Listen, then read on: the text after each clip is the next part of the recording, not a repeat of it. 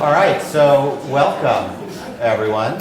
Welcome to Washington and Lee. Welcome to Lexington. Welcome to Virginia, for those of you who aren't from here. It seems there's a lot of positive energy in the room, so I hope the next 45 minutes doesn't crush that positive energy, since you'll actually get some little bit of an optic or vision into what happens in a law school classroom here in terms of the method in which we think, talk about law and teach law. So let me start off by telling a little bit about myself, and then I'm game to just move straight into the subject matter. I see pieces of paper that have been printed out. That means that some of you may have read the case for today. Is that a fair assumption?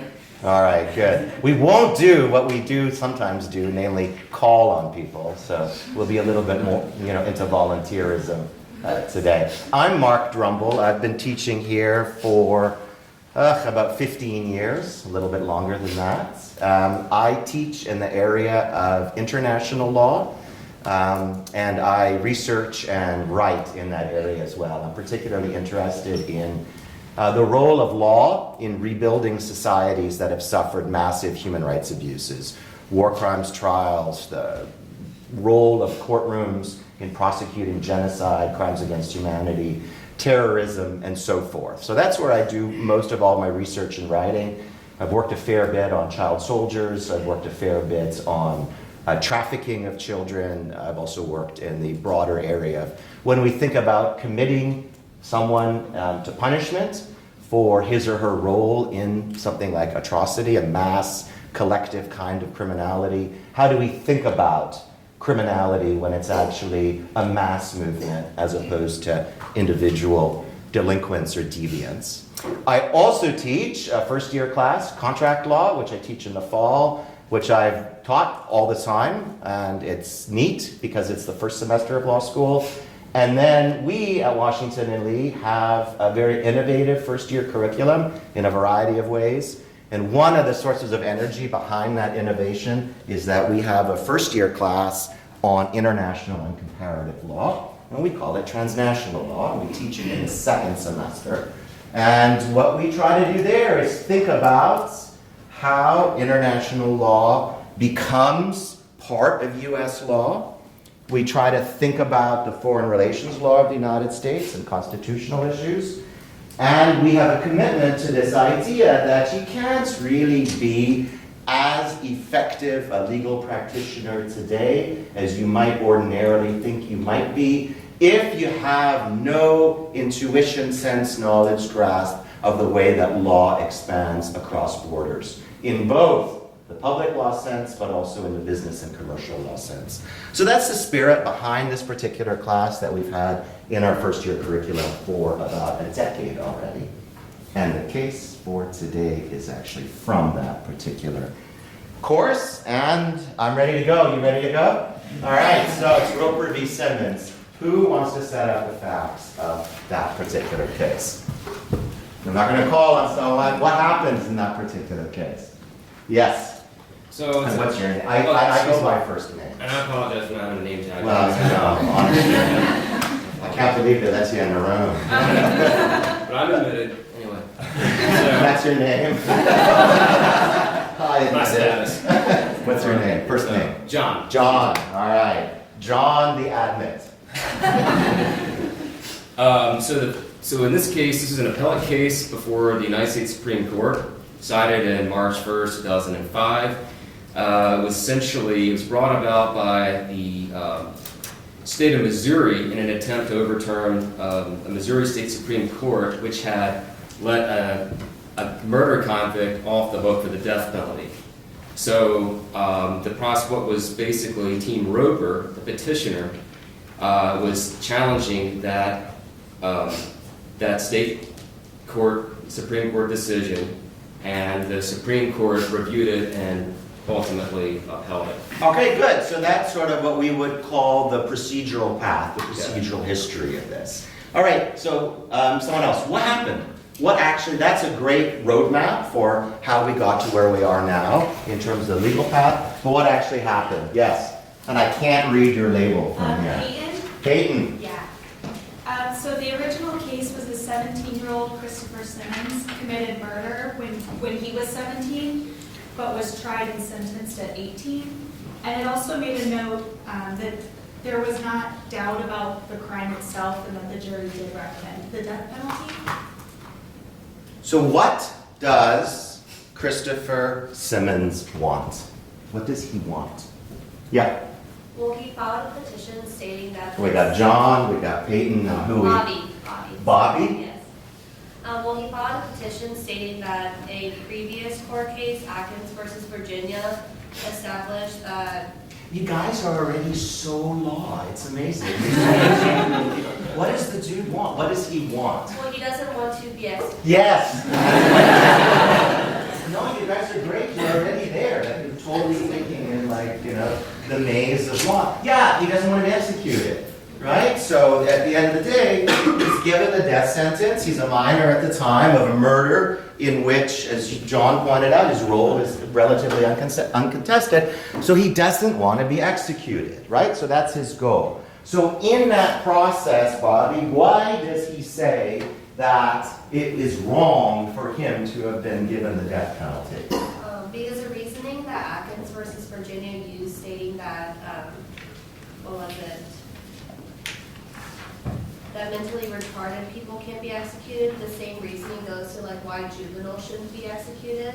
And he's saying that similar reasoning would provide the basis for him not to be executed as a juvenile. Okay, good, right? So one of his steps in this process is to engage in what we would call, in common law legal reasoning, the argument by analogy, right? So he's saying his situation is like a previous situation in which the United States Supreme Court had ruled that mental disability may be a basis in order to determine that the death sentence should not be issued to an individual who at the time may have been mentally incompetent.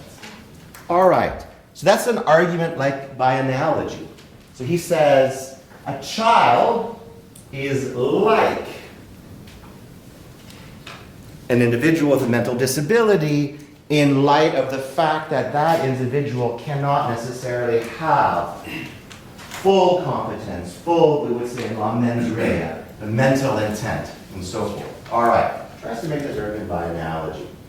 And what document does he point to that says he can make a claim not to be executed? What document is he pointing to? Yeah. My name is Kat, and he references reckless behavior in adolescence, a developmental perspective to list. Okay, yes, Kat, you're right. That's some of the evidence he marshals in support of his claim. But what's the document? What's the thing that he says prevents him, if his argument is successful, from being executed? Yeah.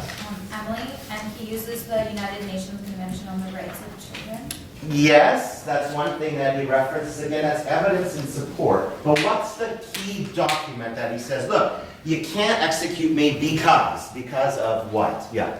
My name is Victoria, and he references the standard. By now, I've forgotten most of you. All right. There's a Bobby, there's a Peyton, there's a John, there's a Kat, and there's a Victoria. I responded. Wait, there were 10. Sorry.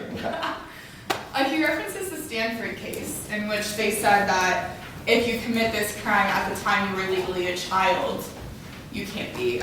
Well, that case was an earlier case by the Supreme Court. In a sense, this case revisits that. But the key document, come on, there's a big key, yes. The U.S. Constitution. The U.S. Constitution, right? It's always the same go-to answer. The U.S. Constitution. And it has a provision, the 8th Amendment, that bars cruel and unusual treatment or punishment. And the core of his argument is that he should not be sentenced to death because to sentence a minor at the time of the commission of an offense to death constitutes cruel and unusual treatment, cruel and unusual punishment. All right? So his argument is that whatever it was that he may have done, there is a higher order value in society, in our society, that says whatever he did, this ultimate punishment of the death penalty for a higher order value should not apply to him. Now, in that process, he has to build evidence, data, and persuasive affirmations as to why it would amount to cruel and unusual treatment or punishment, excessive punishment, to execute a minor at the time of the offense. And in that process, he makes 3 categories of argumentation. Makes 3 basic categories of arguments. And we can divine these arguments from, initially, the majority judgment of the court delivered by Justice Kennedy. And we know, at the end of the day, that he's successful. He spared the death penalty. And Roper v. Simmons rules that it's unconstitutional to execute a minor at the time of the criminal offense. Now, what's the first set of information, the first sort of data set, the first thing that the majority judgment points to as being of probative value, persuasive value? Yes? A national consensus. A national consensus. So talk to us about that. So Kennedy points out that a majority of states have either outlawed the death penalty entirely or specifically against juveniles. All right, so the first step is that. So give us some numbers. So he says that 30 states prohibit the juvenile death penalty. Okay, so good. So first step, we're going to canvass what in the United States, criminal law is mostly the constitutional domain of the states. There is a federal criminal law that's increasingly expanding through congressional enactment, but the bulk of the criminal law is rooted in the individual states, the small s states, like Virginia, Vermont. Okay. So how many of those have banned the juvenile death penalty? 12 have banned the death penalty and 18 maintain the penalty but prevent juveniles from being killed. Good. And we all know you all want to go to law school because you may not be so great at math, but last I checked, 12 and 18, right? And you got your 30. So we're good. That's right. That's how you get there. Okay. So that still leaves 20. I mean, 30 out of, this, it's kind of, I don't know, it's 60% to consensus. I don't know, but let's look at the other 20. What does Justice Kennedy say about the other 20? Yeah. And Ross, in practice, they don't actually do it. They don't actually end up doing it. Well, how many of them actually have done it in the decade prior to that particular case? Only 3 states. 3, right? So there's 3. This was one of them. I think one was Oklahoma, and the third one was Texas. Yeah, well, there you go. No surprise. Right? All right, so we got 3, right? So the numbers are really not just 30. We're actually getting into both de jure, which is a little Latin for under law, and de facto, which is a Latin for under practice. Only very few states engage in this kind of sentence in this kind of context. And the first step in determining whether or not something is cruel and unusual treatment or punishment is to look at whether a national consensus, the spirit of the country, has moved in the direction that what was once a permissible punishment has now drifted into the realm of the impermissible, the ugly, the unwarranted. And that's the first step. And in Kennedy's view, this first step is indeed taken in this particular direction. There's a second big box of data that the majority judgment is sensitive to. So the first one is a more strictly doctrinal aspect. We've talked about it in the small s states. A little bit later on this morning, we'll talk about how the federal government has approached the juvenile death penalty. And that's in this doctrinal box. Then there's a second box. What's the second box? Someone's already mentioned it here. What's the second box? Yeah. Yeah. My name's Alyssa, and then diminished culpability. Yeah, so where's that coming from?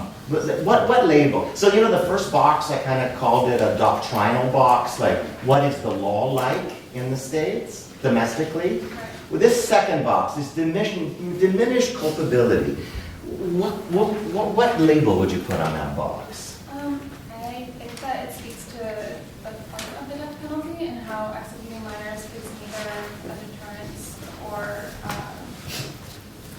retribution. Yeah, but yes, you're absolutely correct. But what's the source of that kind of data? What's the source of that? Yes. My name is Riven, and they cite the ruling concerning people with intellectual disabilities by argument by analogy. Yes, but this whole notion of the diminished capacity of juveniles, where's that coming from? Social science. Yes, that's it. It's coming from psychology, neurobiology, social science. So Justice Kennedy says, look, when we think about whether it can be cruel or excessive to execute a minor who admittedly is culpable, we need to think about what is being achieved here in a deterrent and punitive sense, but we need to recognize that persons under the age of 18 don't yet have the full grasp of action and consequence. They're impetuous and impulsive. They don't have the same capacity to act in an entirely willful sense. And if we reserve the death penalty for the most serious offenders, a minor just can't be in that category for all of these neurobiological, physiological, social science kinds of reasons. So here what the court is doing is bringing in science to try and define a national consensus on the legal suitability of the death penalty for minors. Now, of course, one reaction I have to that is one thing you're not going to learn in law school is to be fully capable of assessing the accuracy of scientific data. In fact, science presents itself as universal in some search for empirical certainty and certitude and truth, but science is deeply contested. For every witness who'll testify point X on science, you'll get another expert who'll testify point Y. So it's not like the science is certain. And I think Justice Kennedy knows this. So he adds something in the judgment. He adds a little thing in the judgment where he reviews the science and he says, you know, this is what this particular scientist said, this is what this study suggests regarding the mental capacity of minors. And then, and I don't know 100% if it's in your excerpt or not, but I know it's in the judgment, so I'm going to tell you what it is. He has his line in there and he goes, you know what? Like every parent of a teenager knows, all right? Every parent of a teenager knows, and my oldest son is about to become a teenager, so I know, all right? But it's me, not Kennedy, right? He says, as every parent knows, The teenage brain is just wired differently. And he puts that in this folksy, common sense kind of thing to say that, listen, we can split hairs about the details of the neurophysiology of the adolescent brain, but when push comes to shove and the rubber hits the road, we know that a 17-year-old is not acting like a 30-year-old. We know.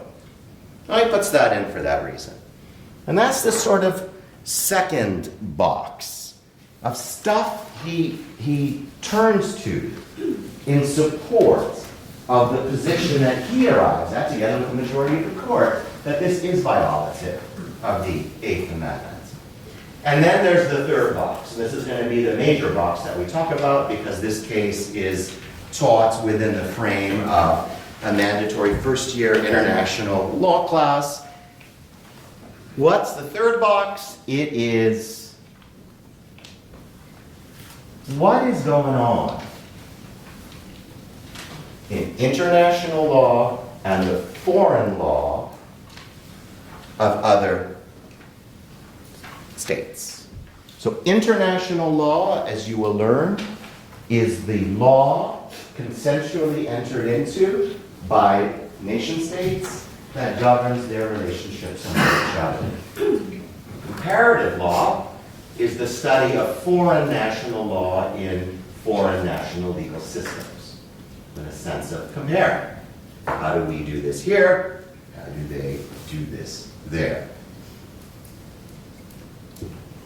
International law comes as all kinds of law in two categories. One category is what we would call binding hard law. And binding hard international law are international treaties and customs that the United States has consensually committed itself to by ratifying a treaty through Congress, by affirmatively committing to that particular international legal instrument because we, like any other state, think it's in our best national interest to do so. And international law serves a whole array of purposes, from lowering transaction costs to dealing with collective action problems and so forth. There is no hard international law in the area of the juvenile death penalty to which the United States has committed itself. So we enter a second category, and that's a category that I would call soft, non-binding international law. If the United States had signed an international treaty that said the juvenile death penalty is impermissible, then this case would be 2 sentences long, because that would be it. The United States would demonstrate through that instrument that it has a commitment to ending the juvenile death penalty, period. So there's this second category here, and I want to draw the analogy. It's like thinking about law that is international and foreign in nature, like the way Justice Kennedy thought about the social science evidence. In other words, stuff out there that matters to us in terms of getting it right. And you want to get it right, let's say, in not executing a minor, because scientifically, sociologically, psychologically, you know that there's something wrong with executing a minor at the time of the offense. Because a minor may, according to science, not have the capacity to form that highest level intentionality. Similarly, Justice Kennedy says, look, when it comes to thinking about our values, who do we want to be in alignment with in the rest of our big, beautiful world? Who do we want to whose party do we want to be at? Who do we want to be kind of following? And in this regard, he brings in non-binding for us international law and some foreign law to try and help confirm whether or not there's a national consensus against the juvenile death penalty. So let's talk about the specific things that he's focusing on that are not binding. It's not mandatory hard law for us. None of the stuff he refers to is. And hence the controversy. The vast majority of cases in the United States that involve interpretation of international law involve interpretation of international law that we've agreed to be bound by. So it's just an interpretation as to what it means. This is different. So what's some of the instruments that he points to? Yes? Emily, he pointed to the UN's Convention on the Rights of the Child, which prohibits capital punishment for crimes committed by juveniles, except us and Somalia are the only two countries that did not ratify. Okay, so one of the instruments that he points to is one of the most widely ratified international treaties called the Convention on the Rights of the Child. It's from 1989. And it has a whole array of provisions in it regarding juvenile rights on a very broad level. And it bars the juvenile death penalty, and it bars also life imprisonment for juveniles, and so lots of other features. What does Justice Scalia in dissent say about the use of the Convention on the Rights of the Child to inform our national consensus on the juvenile death penalty? Yeah. And he cites that America is one of only 6 countries that allow abortion, and said that they said that fact fell on deaf ears in the Roe v. Wade decision.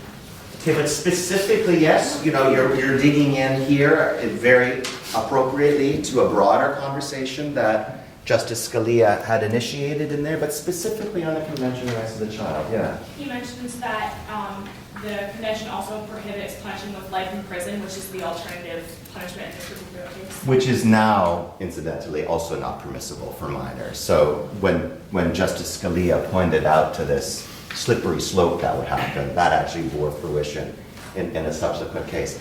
But he italicizes something in his discussion of the Convention on the Rights of the Child. It's something that's already been said. The Senate, ratified a reservation. Okay, we're going to get to that in a second. That's a different international treaty, and I'm really glad you pointed it out. But we'll get to that in a second.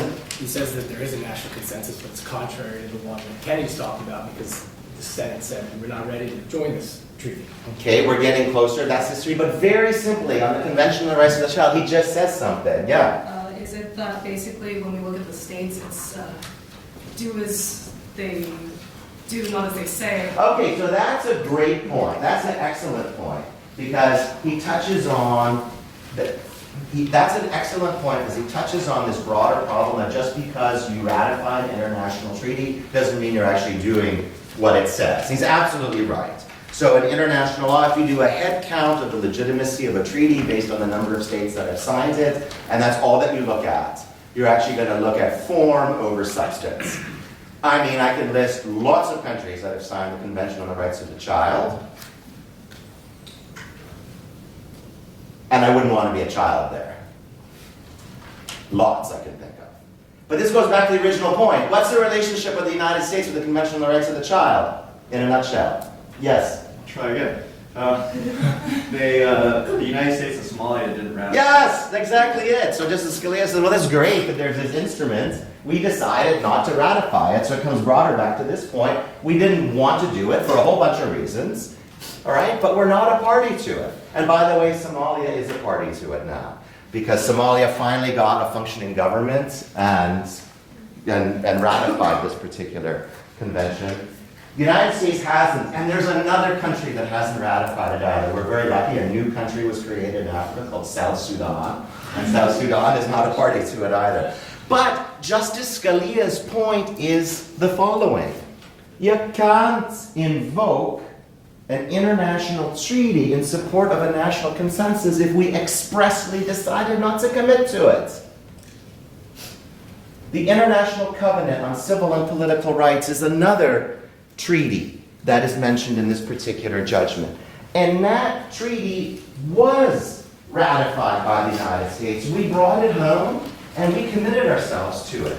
But what did we do when we committed ourselves to that particular treaty? Yes? My name is Michael. The president put a reservation into it. Exactly. Saying that we'll agree to it, but we're going to only agree to it if you say we can continue this practice should we choose to. So Article 6.5 of this instrument called the International Covenant on Civil and Political Rights has a prohibition against the execution of minors and pregnant women. Women pregnant at the time of execution. And when the United States committed to this International Covenant on Civil and Political Rights, it committed to it, and then it said, but there's this one little aspect that we don't agree with. And the little aspect that we don't agree with is the ban on the juvenile death penalty that is in this International Covenant on Civil and Political Rights. International law has a doctrine called the doctrine of reservations. And the doctrine of reservations means, as a black letter matter of public international law, the doctrine of reservations means that a state can commit to a treaty and say, I want to be a party to this treaty. I'm going to sign it, ratify it, commit to it. It's going to enter into force for me. I'm going to be bound to it. But international law permits a state to say, I will commit to it, but maybe there's a few little things that I don't want to commit to within the treaty as a whole. And international law allows that. It allows it so long as the reservation, the thing that you reserve, does not defeat the object and purpose of the treaty. So if you commit to a treaty and you say, I want to be a party to this treaty, but I don't favor this part, that part, and this part, that will be invalid if the parts you don't agree with constitute the object and purpose of the treaty as a whole. So this thing is an International Covenant on Civil and Political Rights. It has like 50 different rights there, due process, to equality, to freedom of speech, to torture. It has a whole bunch of stuff. And the United States reserved to 1/2 of one provision.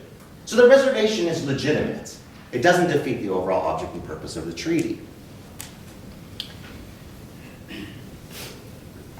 How does Justice Kennedy deal with this reservation? Because it comes up in his judgment. Yes? It says it was made in 1992. And Therefore is not indicative of the national consensus. why?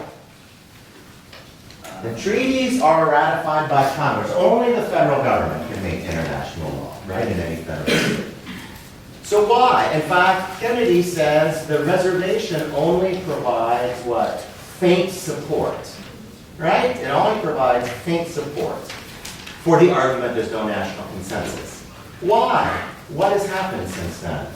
Since then, 5 states have banned capital punishment for juveniles, and Congress considered the issue when enacting the Federal Death Penalty Act in 1984 in terms of the death penalty should not be extended to juveniles. Okay, good. Since the moment of issuing the reservation, Justice Kennedy argues that the national consensus has continued to grow. More states, and of great pivotal importance, in massive federal criminal law in terms of anti-terrorism. At the time, the death penalty was taken off the table, right? It wasn't considered. So Kennedy's response is, we have this reservation. Is the reservation still in the books today? Yes. Did Congress eliminate the reservation to the treaty? No, it did not. In fact, the highest order evidence that the national consensus would have shifted would have been had Congress repealed the reservation, which it could have done at any point in time. But we haven't done that. Congress hasn't done that. Some of the states have gone ahead, and in separate legislative enactments for putatively very serious crimes, the death penalty for juveniles was taken off the table. So in a sense, Justice Kennedy says, this reservation doesn't matter. It doesn't matter. This is one of a core black letter aspect of public international law, and Justice Kennedy says it kind of doesn't matter. Justice Scalia's response is, of course it matters. International law is law. It has doctrines. It has guidelines. It has an internal procedural content. So, this matters. It matters greatly. It matters greatly that when we committed to a treaty, we expressly went out of our way to carve out it negating the juvenile death penalty. And what I find fascinating on this one issue is Justice Scalia is right. I don't find it fascinating that Justice Scalia is right, but it's interesting to me. No, he's right about a lot. It's a very memorable jurist. He's right. The black letter rules of international, if international law is supposed to be law, you got to treat it like law. Period. And there's a rule with regards to reservations. And if we're going to take international law seriously, you can't overlook that. Ironically, here, Justice Kennedy, putting forward an internationalist vision of how we should think about ourselves, he puts forth an internationalist vision. And in putting forward an internationalist vision, he actually drains the law out of international law by saying, oh, this one important black letter aspect of international law, I'm not going to look at it. I'm going to ignore it. I'm going to gloss it over. So ironically, the internationalist vision is rooted more in a cosmopolitan political vision of the international order.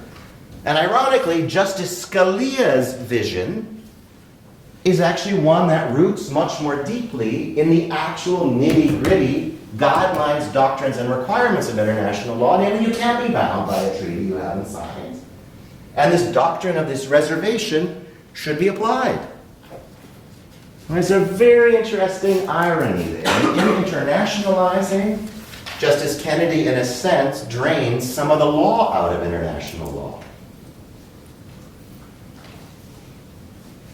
There's a couple of other conventions that are mentioned in the majority judgment.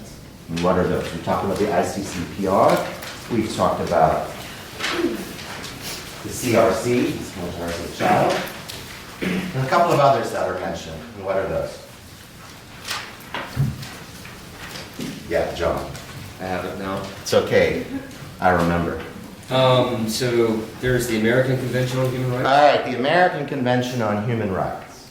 Now, I don't know how much detail is provided there, but that convention is a convention that also precludes the juvenile death penalty. And it's called the American Convention on Human Rights because it actually uses the word American in the actual historical sense in which American should be used, namely the Americas, both North and South. The United States has, I think, signed that, but is not a party to it. So it doesn't apply.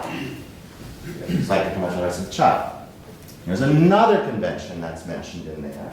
And what's that? Yes? The African Charter. The African Charter. And last time I checked, that is not jurisdictionally applicable to us. Okay? For obvious reasons, right? It's a continental. It's actually the African Union has adopted some of the most interesting and progressive human rights statutes, but we're not there, so it doesn't apply to us.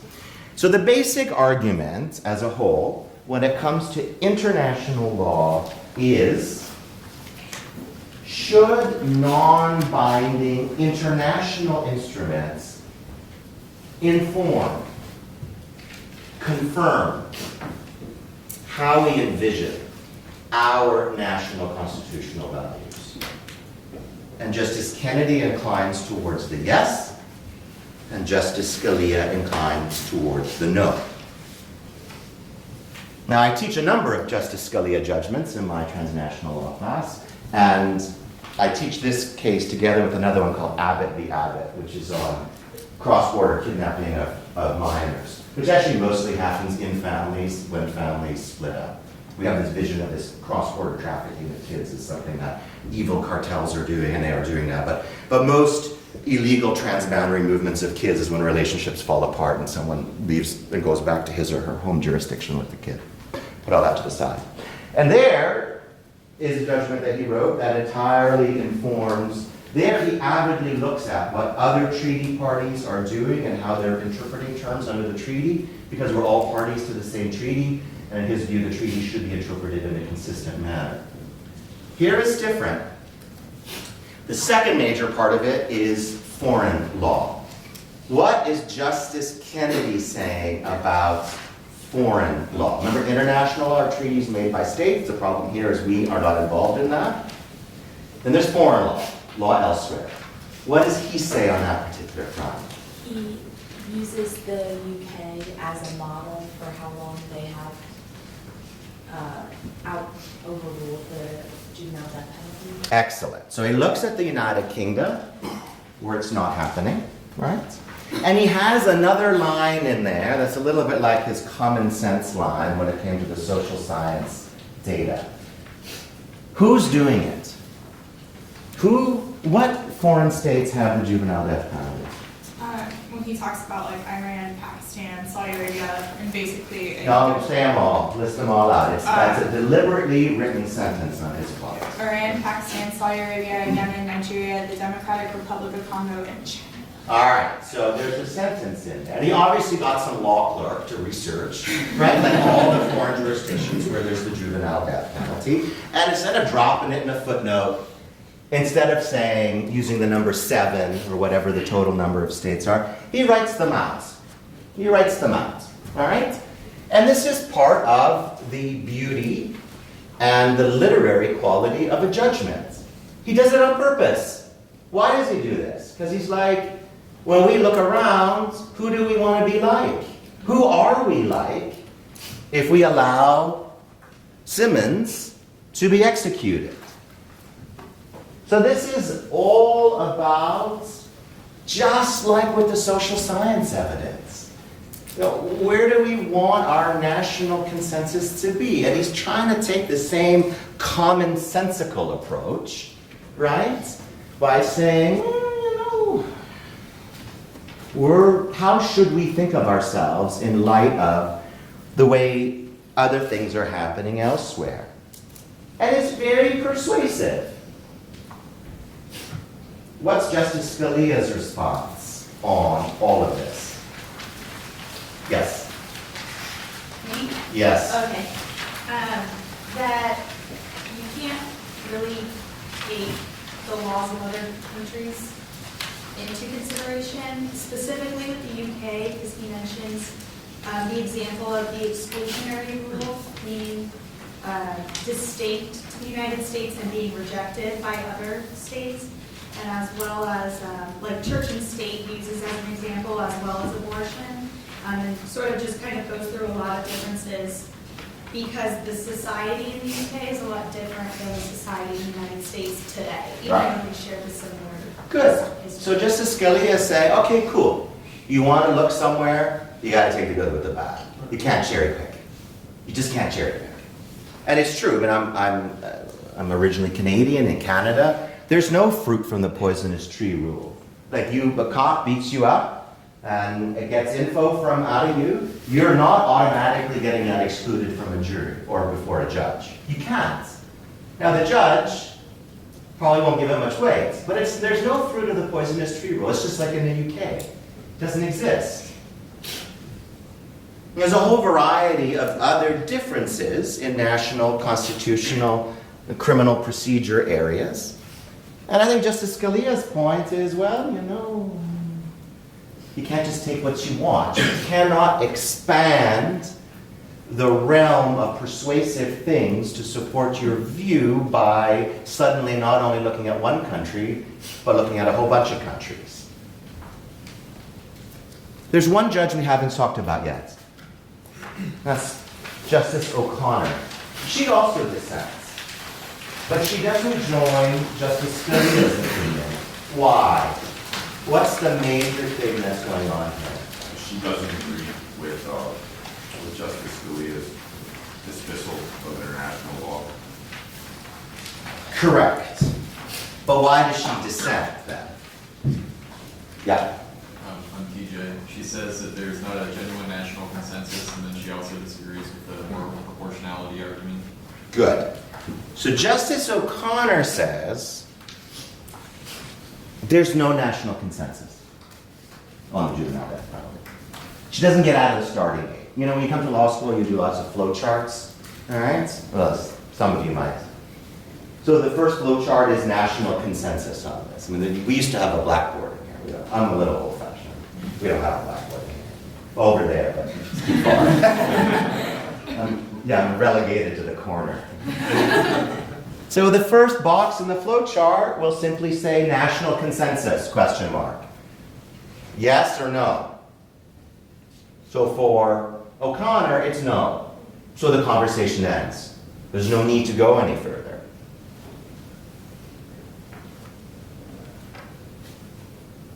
Justice O'Connor agrees with the majority. And this is the main rule on the use of non-binding international and foreign law that now works in this country. If there is a national consensus that something constitutes cruel and unusual treatment or punishment, if there is such a consensus, if the arrow out of the first box is a yes as opposed to a no, then Justice O'Connor agrees with Justice Kennedy that non-binding foreign and international law can serve a confirmatory role, can confirm, can validate the existence of a pre-existing national consensus in the United States. And the rule out of Roper is non-binding foreign law and non-binding international law can confirm, serve a confirmatory role with regards to understanding, composing, defining our national consensus on, in this instance, a major public policy issue. That's why she dissents on the national consensus, but she doesn't agree with Justice Scalia because in her view, he's creating a tempest in a teapot, and in her view, there's just nothing wrong with looking around at how the rest of the world is talking or thinking about something, because that can confirm, it can confirm whether our existing national consensus is kind of one that we're fully comfortable with or where we should be going. So in terms of the methodology, the legal reasoning, the test, she agrees with the majority. But in terms of where that test leads, the outcome, she disagrees on the facts. So Kennedy and O'Connor are on the same page with regards to what should the legal test look like. They just apply it on the facts differently. Justice Scalia disagrees with the test that the majority is deploying in that particular instance, for a whole variety of reasons. But remember, this case is about the place of international law that we have not, or have consciously chosen not to commit ourselves to. When we have consciously chosen to commit ourselves, the level of analysis is much more straightforward and much more simplistic.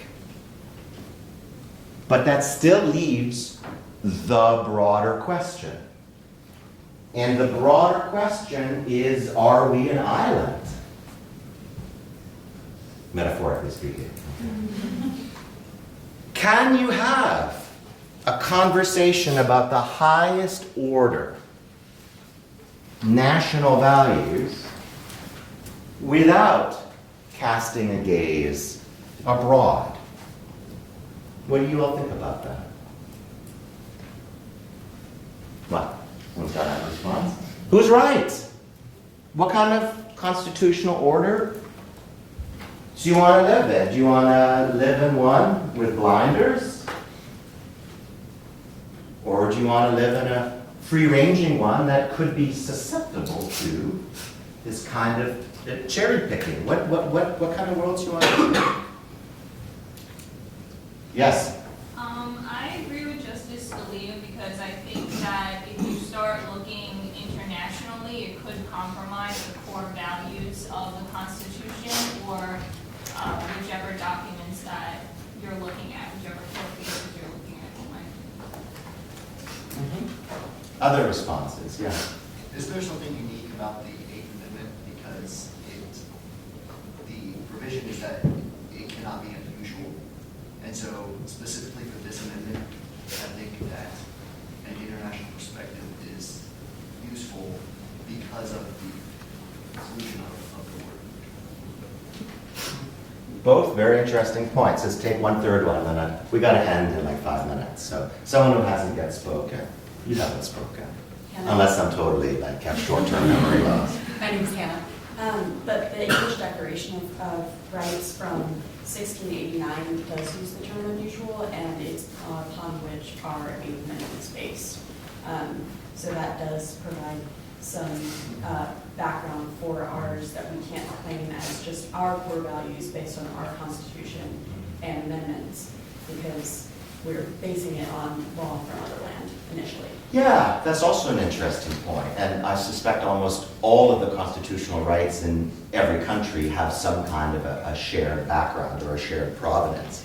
And I don't know what the answer is either. I do think it is ironic that in pushing internationalism, in a sense, Justice Kennedy does it at the expense of the rigor of international law, almost rendering international law more political than legal.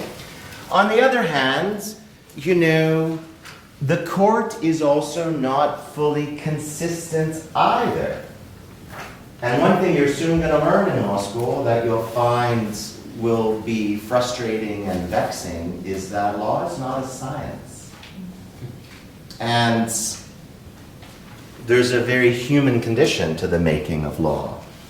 Several years after this case was decided, another very important case was decided by the United States Supreme Court in a very different area of law, the area of tort law, in terms of punitive damages, in particular for plaintiff litigation. And the United States has a long recent history of issuing these massive punitive damages awards in tort cases, in product liability, or if there's an accident, and so forth.